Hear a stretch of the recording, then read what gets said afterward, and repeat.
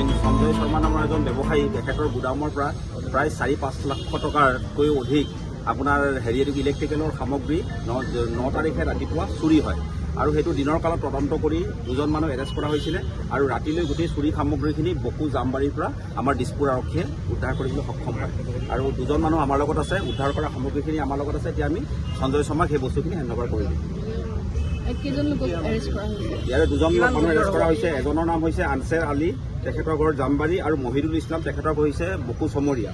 আনছেৰ আলীৰ কথাটো হৈছে তেখেতৰ বকুত এখন স্কুলো আছে তেখেতৰ এজন ব্যৱসায়ী আৰু তেখেতৰ এখন ইলেক্ট্ৰিকেলৰ দোকানো আছে এই বেলেগৰ গুদামৰ পৰা চুৰ কৰি তাত বিক্ৰী কৰি তেখেতৰ ধনী হোৱাৰ এটা মানসিকতা আছিলে আৰু সেইটো পাছত কালি তেখেতৰ সেইটো আমি ধৰা পেলোৱাৰ পাছত বস্তুখিনি উদ্ধাৰ হয়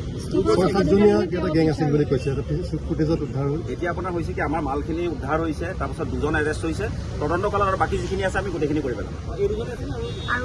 আৰু এতিয়া তদন্ত খাতিৰত মই কিছুমান কথা নকওঁ এইটো আমাৰ তদন্তটো চলি আছে আৰু যিকেইজন আছে সেইখিনি আমি ধৰি লওঁ এইজনৰ হিষ্ট্ৰী কিবা সেইটো আগতেও ইহঁতক আমি মই আগতে গোৱালপাৰাত থাকোঁতে তেওঁলোকক তাৰে আনছেৰক এৰেষ্ট কৰিছিলে কিমানমান টকা বুলি ক'লে 4-5 লাখ টকাৰ হ'ব এতিয়া তেওঁহে আচল কথাটো জানিব কিন্তু কিন্তু বহুত টকাৰ সামগ্ৰী